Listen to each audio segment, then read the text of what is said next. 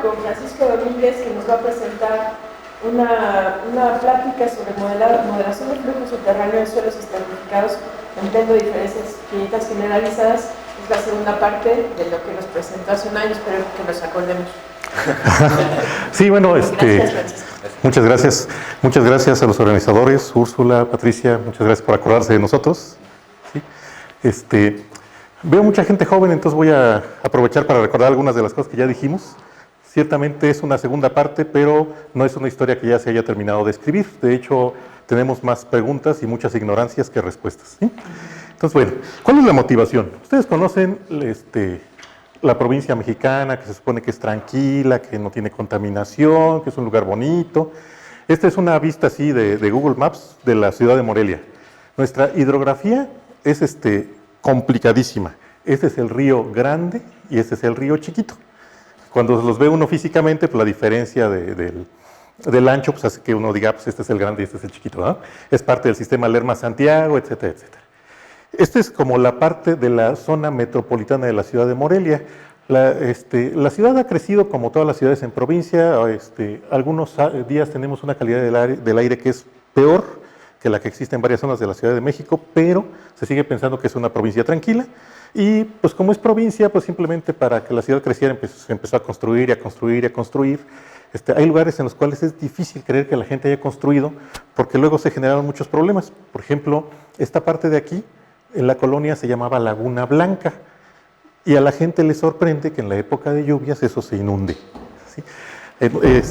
La zona del río Chico tenía un subafluente por aquí, que como era muy planito se veía muy bonito para hacer un bulevar. Entonces hay un bulevar ahí que se llama Bulevar García de León, y también la gente le sigue sorprendiendo que sigue inundando cada año. Los políticos dicen que pues, son lluvias atípicas, ¿verdad? Atípicas que ocurren con frecuencia de 2 años, 2 años, 2 años, ¿verdad? Nada más que cambia la administración y bueno. Entonces nuestra motivación es tratar de eventualmente construir algunas obras de mitigación. Queremos hacer modelación sobre la infiltración y eventualmente sobre el impacto sobre las estructuras, sobre todo en estas zonas que son de alto riesgo, ¿no? De alto riesgo quiere decir que en esta zona, por ejemplo, la inundación ya es capaz de mover un vehículo tipo sedán y darle vuelta, así que no son, a lo mejor tendríamos que cambiar del lenguaje y hacerle como en la Ciudad de México, ¿no? Que se dice que si no dura más de 3 horas, aunque tenga un tirante de 2 metros, es nada más un encharcamiento, no es una inundación. A lo mejor es lo que tenemos que considerar. Y bueno, es un trabajo conjunto entre la Facultad de Ciencias Físico-Matemáticas y la Facultad de Ingeniería Civil. Entonces, ¿cómo empezamos? Bueno, les voy a presentar 3 ecuaciones que son variaciones sobre el mismo tema de algunas que ustedes ya conocen mucho. De hecho, son nuestras herramientas básicas para modelación de muchos problemas. Les ponemos el extra algunas condiciones feas a la frontera, alguna parte de la no linealidad en el operador, y sobre todo la parte importante es que, me acuerdo mucho de un congreso de esos bonitos de elemento finito, donde una de las vacas sagradas dijo, sí, tenemos muchos elementos finitos, son muy buenos, tenemos un montón de variantes, continuas, discontinuas, etcétera, etcétera. Tenemos competencias como con las cuadraturas diferenciales que generan resultados muy interesantes, pero la mayor parte de la gente sigue usando diferencias finitas y la mayor parte de la modelación que se sigue haciendo con elementos finitos, con diferencias finitas y peor, en algunos casos con puro Euler hacia adelante. Entonces, bueno, pues como que convenía darle una repensada a esas diferencias, ¿verdad? Voy a presentarles rápidamente la ecuación de Richards. Ustedes ya la conocen, es la típica ecuación así de fenómenos de transporte, de que cuánta gente hay en este salón. Bueno, pues es que entraron tantos, salieron tantos, y la plática no dura tanto, y entonces no hay creación ni destrucción en el intermedio, pues entonces va a haber tanta gente, ¿no? El cambio, pensemos en un volumen de control, ya no puse el dibujito, está entrando fluido, está saliendo fluido. El cambio que va a haber, pues va a ser proporcional. Estos son los gastos que están entrando, este es el porcentaje de humedad que va a haber. Entonces simplemente es qué tanto está entrando, qué tanto está saliendo, qué es lo que modela lo que está entrando, la ley de Darcy, que dice mientras haya un gradiente más grande, aquí en este caso de lo que llamamos una carga hidráulica, pues entonces va a entrar más agua, ¿no? ¿Y dónde está la emoción? En lo que nos enseñan en la escuela, pues esta permeabilidad que nos dice mientras mayor la permeabilidad, más agua va a entrar, se toma como una constante y eso pues no es cierto. A medida que el suelo se va saturando, pues cuando ya haya agua no va a dejar que entre más agua. Entonces esto depende de cuánta agua hay ya. Y eso es lo que hace divertido el problema. De ahí para allá es la ecuación que probablemente muchos de ustedes ya vieron, ¿no? Entonces pues hacemos lo tradicional, vamos a sustituir. Hay tres formas de describir este problema. Mucho en geotecnia les gusta ponerlo en términos de lo que llaman la carga hidráulica. Esto no es otra cosa más que la ecuación de Bernoulli para la energía normalizada, asumiendo que las velocidades son bajitas. Esta es la carga hidráulica, esta es la altura, esta es la presión de poro, dividido entre el peso específico del agua. Nuestra variable importante es la succión. Creo que algunos del equipo de trabajo vieron mucho tiempo Bob Esponja, entonces como que la parte de la succión les trae buenos recuerdos. La succión es la diferencia entre la presión del aire y la presión del agua, y arbitrariamente ponemos los niveles como nos conviene. La presión del aire la ponemos como 0, ¿no? Entonces, estas ecuaciones dependen de la carga hidráulica. No tengo más que hacer un poquito de cálculo para sustituir. Hago un par de definiciones para Y estándar, la regla de la cadena, para poder todo en términos de la presión de poro y de la succión. A nosotros nos interesan estas variables. Como les decía, hay una representación que es en términos de la carga hidráulica, se puede poner también en términos de la presión, y hay mucha gente que le gusta verlo en términos del contenido volumétrico de agua. Entonces, hacemos calculito, hacemos un par de definiciones, el módulo de almacenamiento de agua, un poquito de talacha estándar, y nuestra ecuación es esencialmente la que queda así. Estas son las permeabilidades en las direcciones X, Y, Z. Observen que como estamos pensando aquí en que la Y es la dirección vertical, a la hora de sacar aquí parciales, pues sale un extra, un 1 aquí en esta ecuación. Si no, pues sería la misma ecuación, casi la ecuación parabólica que hemos conocido de toda la vida, ¿sí? Está planteada aquí en términos de la presión de poro, y como les decía, la parte emocionante es que estas permeabilidades dependen de la presión de poro. Dependen primero de la succión, luego depende de la presión de poro, entonces es un problema bastante no lineal. ¿Sí? ¿Creen algún...? No le falta. La del medio, si te fijas, tiene uno más. Ah, es que sale de acá. Ah, y la otra. Sí, es que por eso sí, hay una dirección que es la de que corresponde a la gravedad, sí.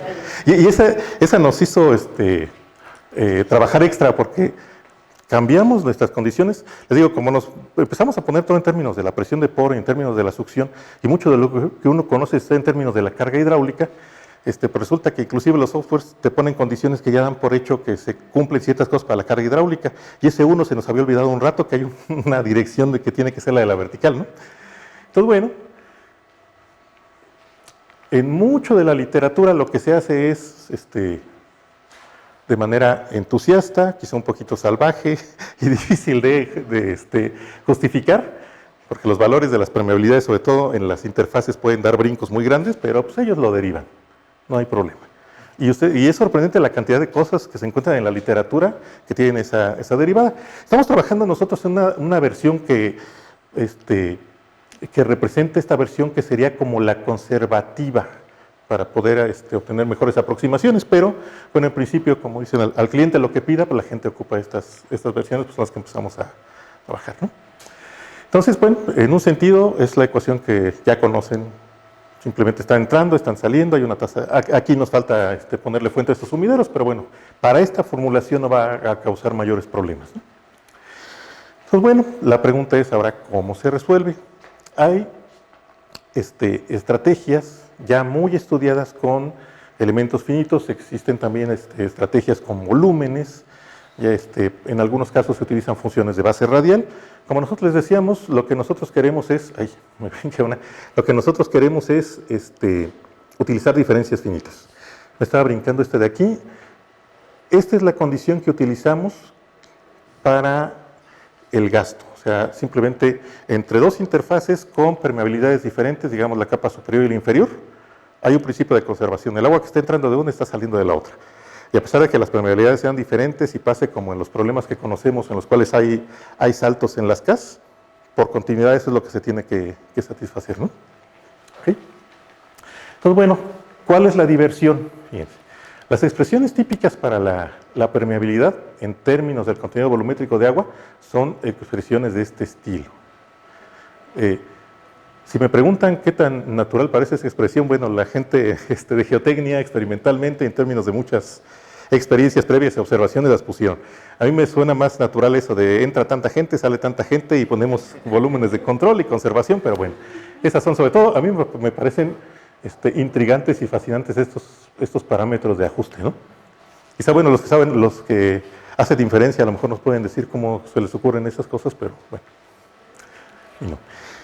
Entonces, la permeabilidad en términos del contenido volumétrico de agua tiene una expresión de este estilo. Fíjense aquí la raíz, que es la tosa, porque cuando estamos cerca de llegar a la parte de que casi no hay agua, pues eso va a tener una pendiente muy alta a la hora de derivar, ¿no? La curva de retención, o sea, es otro ingrediente para la diversión, es la que nos relaciona el contenido volumétrico de agua con la succión. Y a su vez la succión la vamos a relacionar con la presión de poro, como menos la presión de poro, poniendo el ajuste de que la presión del aire la ajustamos a cero, ¿no? Entonces, esto se vuelve así como un ejercicio de los que deja uno en clase, ¿no? Ponen las ecuaciones difíciles y les dices, bueno, sustituyen esta en esta y esta la sustituyen en la ecuación que les presenté antes y me traen la solución para el lunes, ¿no? Entonces, como se imaginan, pues algorítmicamente pues, la expresión pues, se complica bastante, ¿no? Y esa es parte del encanto. Estas ecuaciones constitutivas, con la forma que tienen, describen algunos de los comportamientos que son más interesantes de fluidos como el agua. Al principio, como que el agua no quiere entrar. Cuando está nada más el agua residual, como que se resiste a entrar, como que la misma cohesión superficial que tiene no la deja avanzar. En cuanto empieza, hay un momento en que la velocidad de entrada es muy alta.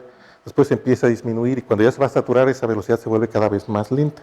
Ese gradiente inicial del principio es lo que da dificultades para la resolución numérica, ¿no? Entonces, bueno, esa es la primera ecuación con la que me voy a pelear. ¿Cuál es la aproximación en diferencias finitas? Está fácil. ¿Se acuerdan? ¿Todos han visto diferencias finitas? ¿Algún? ¿Sí? No voy a preguntar, nada más estoy... nada más es pregunta para ubicarnos. Entonces, ¿se acuerdan, por ejemplo, la diferencia para la segunda derivada? La diferencia centrada, le pones unos pesos, es 1 entre h cuadrada menos 2 entre h cuadrada, 1 entre h cuadrada para los vecinos así, ¿no? Si ponemos la fórmula bonita para la versión rectangular para los 5 puntos, pues entonces ponemos los correspondientes para acá, ¿no? Si tenemos la fórmula centrada para la primera derivada, pues es 1 entre 2h, digamos, 1 entre 2h, ¿no? Dependiendo de cómo estén ubicando los nodos. Entonces, al final de cuentas, como que de lo que se trata es decir, a ver, si yo quisiera inventar unas diferencias finitas para un cierto operador, vamos a empezar, ¿cómo se dice aquí? Mordiéndonos la lengua poquito, pero para un operador lineal y luego lo voy a aplicar para el no lineal, pero ya saben que eso es lo que hacemos siempre, ¿verdad? Porque de otra forma, pues es más complicado. Entonces, lo que yo querría hacer es agarrar un punto central en donde voy a hacer la aproximación y lo que quiero es ponerle pesos a los valores de la función o a los valores aproximados de la función en los nodos vecinos. En este caso clásico que conocemos, pues tenemos un nodo central y tenemos 2 vecinos, 4 vecinos, ¿no? Ahora la pregunta es, si yo tengo un montón de vecinos ahí, ¿qué pesos les debo poner? Bueno, la guía de diseño va a ser, si yo quiero que esto de veras sea una aproximación a la derivada, pues debo tener consistencia, la que se pide en la teoría de ecuaciones diferenciales. La diferencia entre el operador de a de veras evaluado en este punto P0 y mi aproximación que yo le llamo aproximación en diferencias debe tender a 0 a medida que los nodos se aproximen al nodo central. Entonces esa va a ser mi primera guía de diseño. ¿Y cómo le hacemos? Pues sacamos la navaja suiza, bueno, una de las navajas suizas, Taylor. Entonces tengo mi puntito P0, tengo los nodos alrededor, entonces voy a construir las aproximaciones de los valores, por ejemplo, en el punto 1, en el punto 2, en el punto 3, basados en el punto P0. Saco la diferencia entre el operador real, hasta parece que estoy hablando de una receta de cocina, ¿verdad? Sí, suavemente sacan la diferencia. Y ya está. Y ya. Entonces, este es el operador. Como luego soy daltónico, no se alcanza a ver muy bien. Y lo que hacemos es agrupar, y aquí pues de manera natural agrupamos entre el valor de la función en P0, la parcial en X en P0, y quedan todos estos coeficientes. Estos son los coeficientes del operador lineal. Estas son combinaciones de los coeficientes gamma que yo necesito para obtener consistencia. Aquí es simplemente la suma, aquí es la suma por los incrementos en XY. Los incrementos en XY es la distancia así en horizontal entre el punto P0 y los correspondientes vecinos, ¿no? Lo mismo para acá. Si quiero segundo orden, pues entonces tengo que involucrar los siguientes términos de Taylor y me quedan estas ecuaciones así, ¿no? Y suponiendo de manera razonable que voy a tener suficiente suavidad, al menos la que necesite para hacer teoría, ¿verdad? Entonces los siguientes términos van a ser una O grandota, entonces eso van a ir a cero cuando los tamaños de paso se vayan a cero, ¿no? Entonces fíjense, quiero que este lado izquierdo se vaya a cero. Si asumo suavidad, pues no me da problemas. Entonces tengo que chutarme estos 6 términos. No puedo hacer cero los valores de las parciales de U. Entonces lo que hago es hacer cero estos 6 coeficientes, los obligo a que se hagan cero. Entonces tengo 6 ecuaciones para definir los coeficientes. Aquí es donde empieza la parte entretenida. La primera ecuación simplemente es la suma de los coeficientes, me tiene que dar la F. Acuérdense, mi operador tiene acá la F, ¿no? En P0. Luego, como tengo que considerar las distancias en horizontal y en vertical del punto P0 a los vecinos, como no hay distancia de P0 a P0 en la siguiente cuentita de Taylor, pues entonces todos estos se desaparecen y me queda un sistema que está así en bloques, ¿no? Ahora, en principio aquí tengo 6 ecuaciones. Entonces, si yo tengo un número razonable de grados de libertad, o sea, tengo un número razonable de vecinos, en una posición adecuada, o sea, no que estén todos en una línea recta, sino que se parezcan a una cuadrícula más o menos, entonces voy a poder construir una solución, de hecho, familias de soluciones de este sistema de ecuaciones. Algorítmicamente lo que hacemos es, separamos la primera ecuación, nos tenemos que pelear con esta, entonces nos quedamos con 5 por 8 y construimos una solución. ¿Sí? Ahora, fíjense que esto es bien simpático porque realmente si tengo una malla buena, eso requiere una plática aparte de lo que significa la malla buena, pero pensemos que en la medida de lo posible vamos a tener los vecinos ubicados tan simétricamente y suficientemente separados del nodo central como si estuviéramos en la cuadrícula de 3×3. Teniendo presente que eso no es una limitación para esta construcción, pero bueno, en principio para poder garantizar que existe rango suficiente para construir la solución, entonces podemos construir un montón de soluciones. Y tenemos rato construyendo soluciones para este sistema de ecuaciones. ¿Qué es lo que hemos hecho? Primero, así bien rudamente poníamos un sistema, resolvíamos un sistema de optimización, un problema de optimización con restricciones, que esto se satisfaciera y que los residuos de tercer orden y cuarto orden fueran lo menor posible, ¿no? Luego, propusimos técnicas en las cuales se hacía una separación así en bloque, ¿no? Resulta que una de las versiones que más ha funcionado y que mejores resultados da es una que le pusimos heurística, en la cual casi aleatoriamente agarramos 5 columnas, mandamos las otras 3 al lado derecho, les damos valor a aquellas y resolvemos acá. Y resulta que esa, aunque en principio es muy mala, porque si las agarro 5 columnas así, nadie me garantiza que esas 5 columnas sean independientes, resulta que da bien buenos resultados. Y en la mayor parte de los casos, inclusive da orden arriba de 2. Pero bueno, ahí todavía hay un montón de cosas que trabajar, ¿no? Una versión que salió también así jugando es que dijo alguien, pues eso parece como un problema de programación lineal, ¿no? No es que se le perdió la función objetivo. Entonces minimizamos la suma de los coeficientes, maximizamos la suma de los coeficientes, lo resolvimos con 3 iteraciones de simplex y da coeficientes buenísimos. Ahora, bueno, ya que tengo esos coeficientes para los... ¡Ay! Aquí ya me traicionó el subconsciente, ¿verdad? En una submalla estructurada de 3×3, pues entonces el nodo central tiene 8 vecinos, por eso le hice correr aquí hasta 8, perdón. En general, teniendo un suficiente número de grados de libertad y suficiente simetría, puedo hacer variar el número de vecinos para los cuales yo tengo que calcular estos coeficientes. Entonces, bueno, una vez que los calculo, por consistencia saco el gamma 0, la suma de todos tiene que dar la f en P0, en muchos de nuestros operadores clásicos tienen que dar 0 y pues ya está. ¿Ok? Entonces, con eso discretizamos la parte espacial. Y ahorita vamos a ver los resultados. La integración temporal, esa también fue muy interesante. Yo le dije a uno de los estudiantes que programara algo así como un Crank-Nicholson adaptivo. Y él entendió otra cosa y programó algo que funciona mejor. Entonces, lo que hace es así como la canción esta de Despacito. No, esa no. No la de Despacito, no, la de Cuidadito, la de... Es más antigua, la otra ya no la conocen, ¿verdad? Que se va haciendo como que voy a dar el paso. Ya saben que las estrategias para integración temporal muchas veces son así, ¿no? Que voy a dar el paso, tengo una estimación del error, tengo dos estimaciones diferentes. Si varía mucho, dice, pues le corto el paso un poquito, ¿no? Entonces lo que propuso Daniel es, hago mi primera versión linealizada, por eso hablaba tanto del lineal, para unos valores iniciales de la succión que se obtienen prácticamente interpolando las condiciones a la frontera. Después se hace una predicción, se hace como un disparo, se hace una segunda aproximación con el disparo. Con esas dos se calcula un valor de control, se ve si la diferencia entre las dos es menor que una tolerancia, y entonces ya se pone el valor que está buscando, ¿no?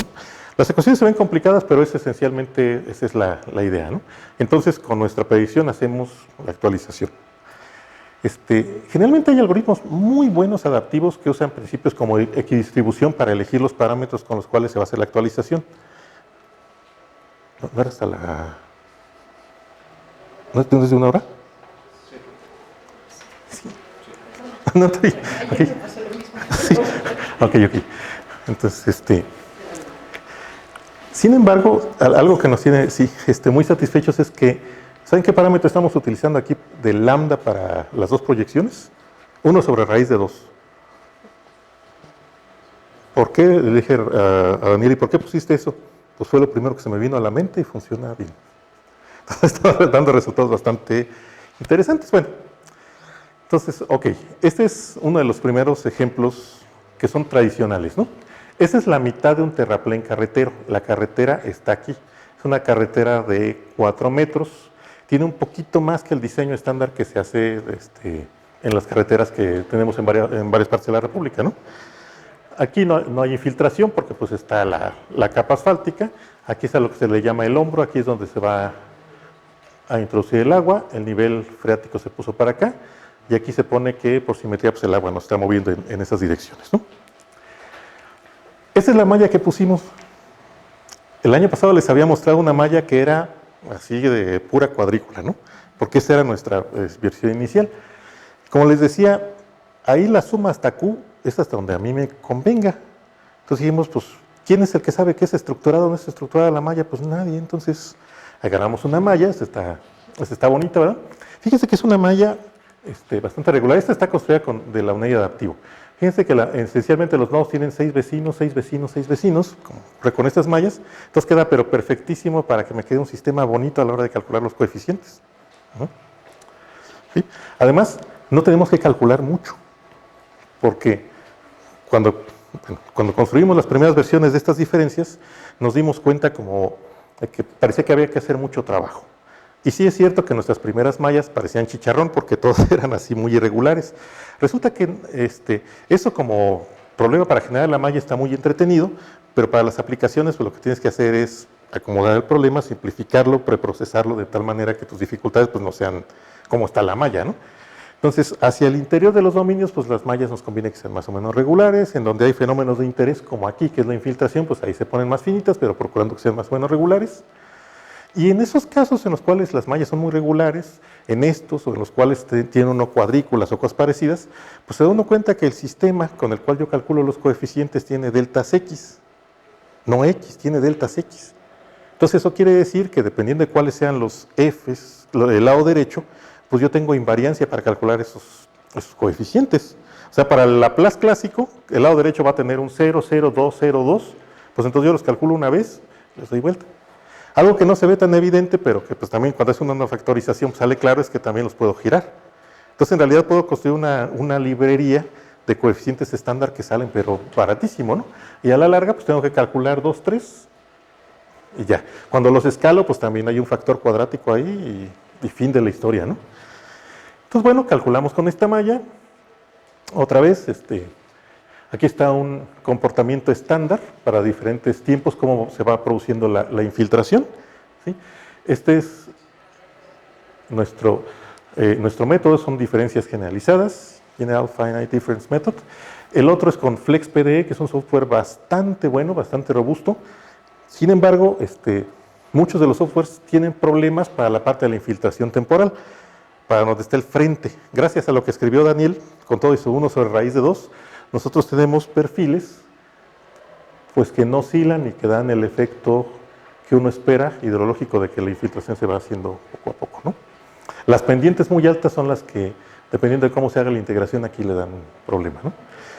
Entonces aquí está un ejemplo con un primer suelo, ya con la versión en triangulitos, para que hagamos una comparación más o menos justa. El elemento finito está con los triangulitos, las diferencias finitas generalizadas están con los triangulitos y ahí están los resultados, ¿no? Ese es un ejemplo para un segundo suelo. De hecho, aquí le ocurre que al software comercial inclusive se retrasa un poquito.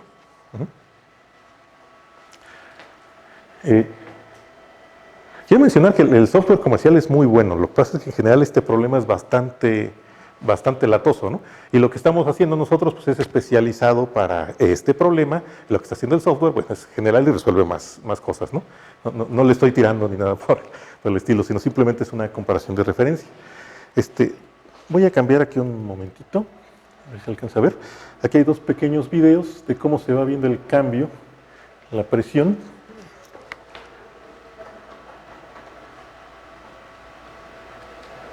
Y cómo se va construyendo el frente de infiltración, a ver si no nos tarda mucho, ¿no?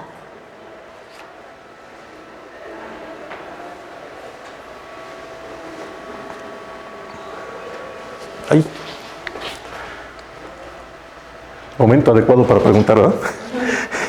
Entonces ahí te estás haciendo la simulación de la lluvia típica, está infiltrando arriba, creo que me faltó poner la malla, entonces va avanzando el frente de infiltración, ¿no? Entonces, pues, como les decía, los resultados son bastante satisfactorios. Y estamos trabajando con los geotecnistas para hacer los agujeros y ahora estamos en la víspera de la época de lluvias, hacer cierta calibración y comparar varios de los resultados que tenemos aquí, ¿no? Pero en general se ven bastante bien. Ok, entonces bueno, una vez que avanzamos con aquí eran las películas, pero ya me la he hecho varias veces de que no quieren, ¿verdad? Sí, no sé por qué, no puedo meter esas películas luego. Bueno, una vez que tenemos este problema de infiltración, de manera natural se presenta un siguiente problema. ¿Cuál es? Pues ya saben que uno para hacer ciertas cosas de modelación le gustaría que, como dice el clásico, que las vacas fueran esféricas y de densidad uniforme, ¿verdad? Pero bueno, eso a veces no es tan fácil de conseguir. El suelo del que estamos trabajando no es de un solo material, primero tiene arcilla, luego tiene basalto, luego tiene andesita, luego tiene una fractura, entonces pues tiene que poner un montón de interfaces, entonces lo que teníamos que poner de manera natural pues eran las interfaces. La ecuación de continuidad es la guía para decir, bueno, el líquido que está entrando de uno, que sale de uno entra al otro, ¿no? Hicimos una generalización que salió casi jugando, pero que da resultados bien interesantes. ¿Cuál es? No sé si ustedes recuerdan cuando tienen el problema en el cual pones en 1D Neumann en una orilla, está resolviendo tu ecuación, vamos a decir, menos la segunda derivada de U igual a F. Entonces el truco que uno hace es poner un punto fantasma, usas la condición de frontera y reescribes, ¿no? Dije, pues nosotros podemos hacer lo mismo aquí. O sea, tengo mi operador ya discretizado con diferencias generalizadas. Ahora necesito poner un punto fantasma afuera. ¿Cómo pongo el punto fantasma? Esa fue una idea muy simpática que también genera resultados bien interesantes. Es decir, decimos, estamos aquí en el nodo. Tengo los vecinos que, pues, como estoy en la frontera, van a estar hacia adentro. Entonces saco el centroide de estos vecinos y hago como la reflexión con respecto al nodo de la frontera. Entonces, como el centroide tiene una representación geométrica equivalente de todos los demás, pues es como el reflejo de esa representación, que a nosotros nos parecía pues, que era como la ida y vuelta para los puntos cuando ponemos el punto fantasma, ¿no?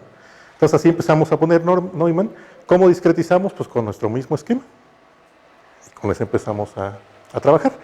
Y en el intermedio, para ver qué tal funcionaba, pues se nos apareció un problema que es famoso, que es el problema de Motz. Ese es un Laplace así, juguete. Tiene unas ciertas condiciones de Dirichlet, que son 0, 500 y un Neumann 0. ¿Cuál es el encanto de este? Pues que en este puntito el dominio rectangular, aquí todo está tranquilo, normal 0, aquí es Dirichlet, no hay ninguna preocupación. La parte emocionante es aquí. Tengo Dirichlet 0 y lo tengo Neumann 0. Entonces pues, eso tiene un pico. Queríamos ver pues qué tanto las modestas diferencias finitas podían con el pico. Y el resultado pues fue muy satisfactorio, simplemente con nuestra discretización así para Neumann. Y aquí está. Esta malla es de juguete. Lo que hicimos fue una cuadrícula, luego agarramos todos a la mitad, a la mitad, a la mitad, a la mitad, y se representa con una precisión impresionante la solución ahí, a pesar de que esté el pico. ¿Sí?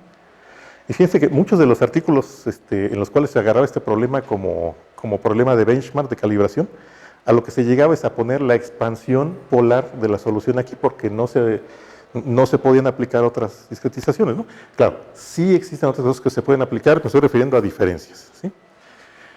Entonces, bueno, pues ahí está con una malla muy regular, muy bonita. Aquí es un ejemplo con una malla que más bien parece así como chicharrón. La malla está malona y sin embargo, los resultados, pues, también salen bastante bien, ¿no? Esta es una malla de Disk Mesh, que es de las que hace Strang. Nada más que esta es como la primera, segunda iteración, todavía no es la malla optimizada, es casi la primera semilla que se siembra, entonces le falta mucho para estar en la versión de calidad, ¿no? ¿Sí?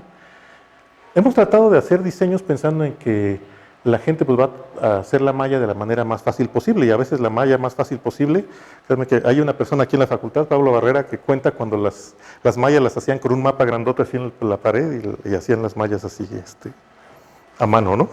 Que sea la tecnología disponible. Y bueno, estuvimos también probando con distribuciones distintas para una malla rectangular. Esas se llaman retín, o sea, son puros triángulos rectángulos y lo que se está haciendo es cambiar el tamaño en ciertas direcciones. Aquí lo cambié arbitrariamente para que fuera como una raíz, a pesar de que los elementos cambian de tamaño, aquí prácticamente estos ya no se ven, no tenemos problema. Creo que eso entusiasma con las diferencias porque pues sí son modestitas, pero pueden dar batalla todavía para varios problemas, ¿no? Aquí está con otro tipo de distribución y pues ahí está. Y entonces ya tenemos un proceso calibrado para esas de las interfaces. Hay que reconocer que hay que trabajar porque ese calibrado no está exactamente en la versión conservativa. Y eso necesitamos pensarlo bien, porque hay cosas que en estas diferencias generalizadas sí se generalizan bien, como lo de Neumann, pero otras no necesariamente se generalizan igual. Por ejemplo, para las primeras versiones de Crank-Nicolson que nosotros hicimos, pues yo bien inocentemente iba a poner un método de direcciones alternantes. Y pues resulta que no, porque la malla no tiene la misma dirección alternante aquí que acá. Y entonces pues ya no sale exactamente igual, ¿no? Una versión fácil para los centroides, bueno, pues yo puedo poner centroides de los triángulos, lados medios de los triángulos, ¿sí?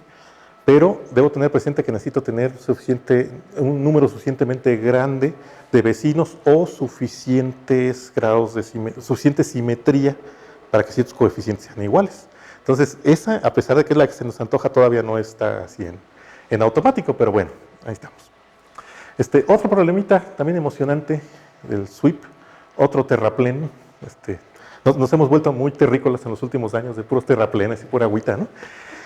Este terraplén es para contener una presa, ¿no? Bueno, es parte de la delimitación de una presa. El agua está hasta aquí, ¿sí? Mide 52 metros aquí. Eso tiene una elevación son 12 metros en total, el agua llega hasta el metro 11. Ajá. El material no es totalmente impermeable, naturalmente, entonces va a haber una infiltración y se va a establecer una corriente en el interior hasta que se vuelva el proceso estacionario. Aquí es más o menos impermeable y aquí hay una presión cero, lo cual quiere decir que el agua se va a empezar a infiltrar por ahí y el nivel freático pues, se va a establecer por acá abajo, ¿no? Y que aquí se va a construir el nivel del cero. Para este problema pusimos una malla que es también, nada más puse el detalle porque como tiene un poquito más de elementos es difícil verla, ¿no? Pero es una interpolación así tal cual. Se parten las celdas en una dirección, o sea, es una malla que se puede construir fácil. Son cuadritos y nada más a la mitad. A la mitad, sí. Y aquí está el resultado con, no me salió bonito el dibujito, pero bueno, este es el proceso ya estacionario para diferentes valores de la... Ay, no le puse presión, ¿verdad?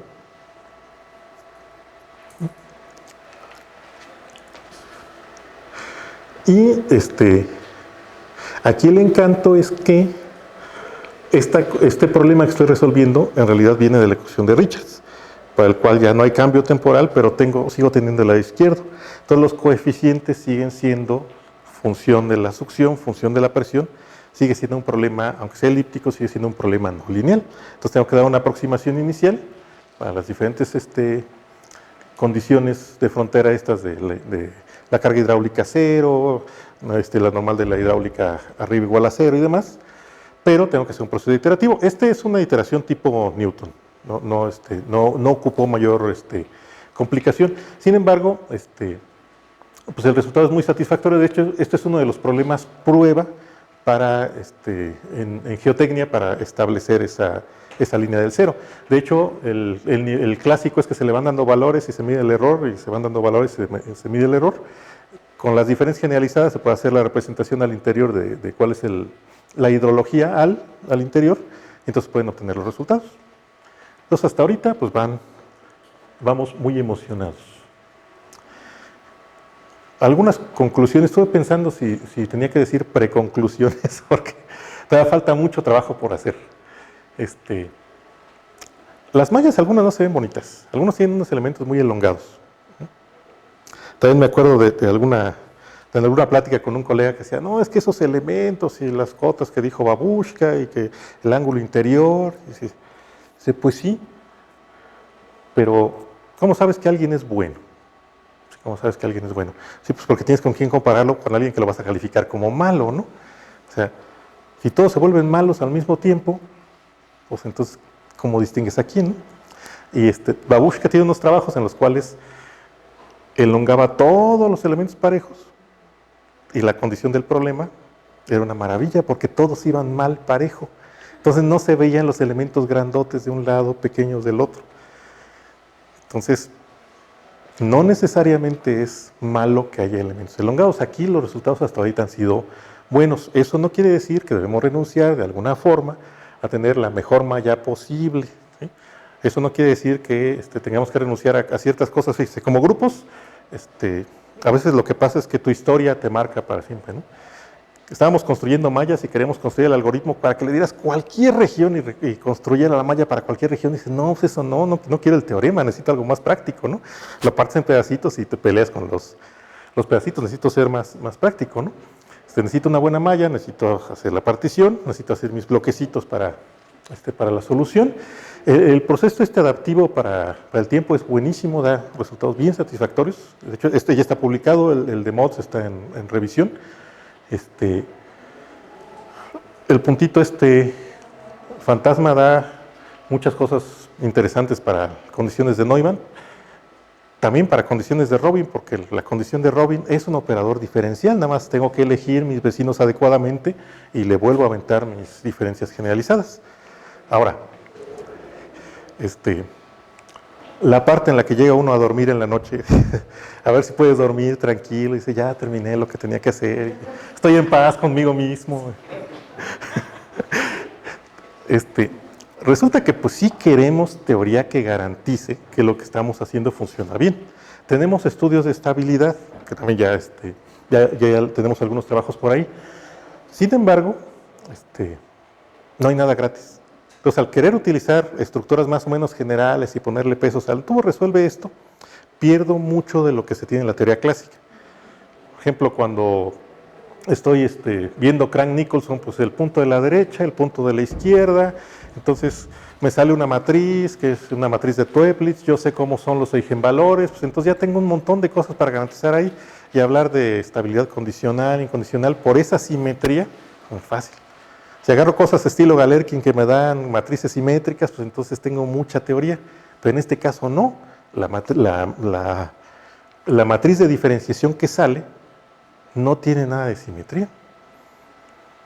Entonces no puedo aplicar la teoría clásica. En principio, si yo agarro algunos de los problemas que hemos resuelto pues son así como en un lago, pues ya hacer Fourier así tan en automático como que necesito no pensarle dos veces, ¿no? Porque ¿qué quiere decir el número de onda? ¿Y a poco sí puedo sacar la transformada? Pues mi corazoncito dice que sí, pero la geometría como que no dice que sea automático, ¿no? Entonces, tenemos resultados para estabilidad en los cuales se asume cierta simetría, pero estos, en general, pues no es evidente que yo pueda hacer de ese tipo de análisis von Neumann, que pueda hacer un análisis matricial, porque pues, mis matrices no son Toeplitz, no son nada que se le parezca, ¿no? Entonces todavía hay mucho que andar en ese sentido y salen resultados muy, muy interesantes, pero todavía falta mucho que hacer, ¿no? Y falta la versión conservativa, pero bueno, pues hasta ahorita los resultados que han salido pues, son bastante satisfactorios, ¿no? Sí, sí. Entonces, bueno, sí estaba preparado para unos 10 minutos de preguntas, entonces les agradezco mucho su atención.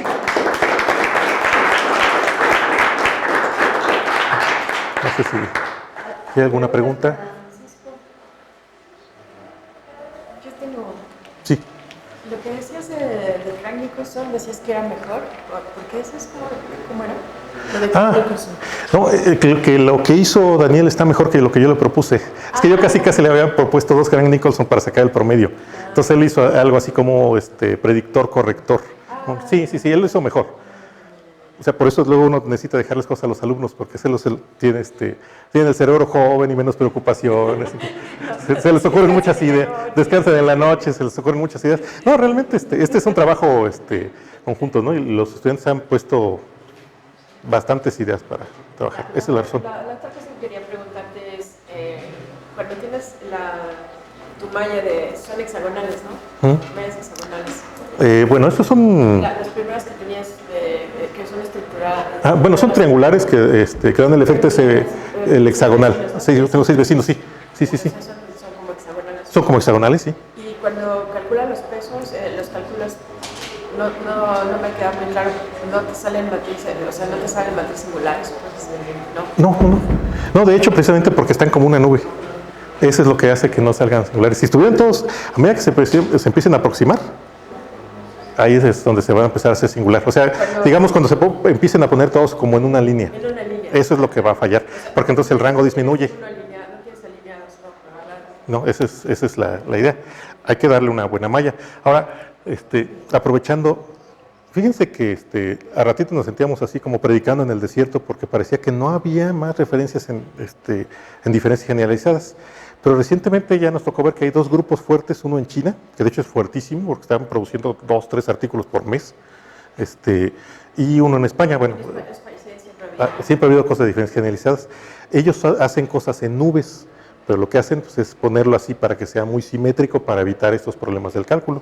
¿Y eso no es muy parecido a lo de las funciones de base radial? Yo creo que se puede pegar.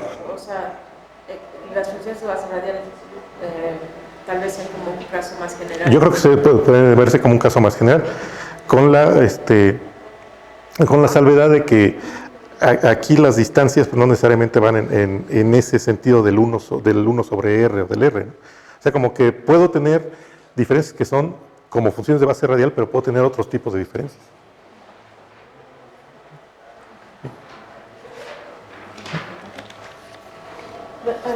Ay. Yo no entendí muy bien a qué te referías con tener una mejor malla, que me da la impresión que teniendo una malla triangular es suficiente para hacer cualquier ajuste. Es un asunto muy amplio el de la calidad. Hay varias medidas de la calidad. Esencialmente triangular, si todos los elementos son como de la misma forma y casi del mismo tamaño, sí. Si tienes triángulos, pero tienes un montón de triangulitos equiláteros y una cosa que se estira así fea, entonces eso puede afectar negativamente a la solución. Entonces, mientras más parejita, mejor. Eso es a lo que me estoy refiriendo. Sí. No sé si hay más preguntas. Sí. De la función esta extraña que tiene, ¿la puedes poner? ¿Cuál fue? ¿Cuál función extraña? Esa que tiene una forma así que... ¿quién sabe? Sí, las constitutivas. Sí, exacto. Estas. Esa, sí. Normalmente estas las hacen con experimentos sobre permeabilidad, o es un ajuste completamente empírico, ¿no? Sí, sí, sí. No van a hacer ese tipo de experimentos para ver cómo es la Tierra. Sí, sí, sí. Sí, sí, sí. A lo que me refiero es que a mí lo que me sorprende es la expresión, la forma de la expresión. O sea, ciertas cosas en física, pues dicen, bueno, si hay conservación, entonces esto se ve así. Si esto se comporta de esta forma y asumimos isotropía, entonces se ve así. Pero bueno, no soy geotecnista. Luego la gente de geotecnia tiene como más esa intuición, pero a mí no me parece tan natural esa forma, ¿no? Nada natural. Sí. Seguramente es que esa forma funcional, se supone, ¿no? Tiene cierta forma de que sube y baja de cierta manera. Sí, sí, sí. Y dicen, pues vamos a ponerle ese. Y entonces se ajusta con el parámetro. Pero es ya. nada más como que algo cualitativo. Más cualitativo, sube y sí. baja y luego le ajustan los parámetros. Pero ustedes pueden, con los datos que tengan, pueden ajustar eso o ajustar otra cosa. Sí, sí, claro. Lo que fuera. Sí, sí, sí. No tiene que ser esa forma. Sí, claro. De hecho, aprovechando el comentario, este grupo en China está trabajando ya con problemas inversos con diferencias generalizadas. Se están reemplazando todo lo del elemento finito y están poniendo diferencias para cómo rehacer toda esa maquinaria, ¿no? Y los resultados que están sacando son bien interesantes. Bien interesantes. Esto no agregar porosidad, ¿no? Porosidad. Podría ser agregar porosidad. Bueno, claro. No, sí, sí, no, de hecho, a veces lo que hace falta es tiempo, ¿no? Porque sí hay varias cosas en las que tengo que ponerle esto, pero bueno, esperemos que haya una tercera parte por ahí, eventualmente alguna más para contar, ¿no? Sí. Pues no sé si hay más preguntas. Bueno, pues entonces muchas gracias, Francisco. Gracias.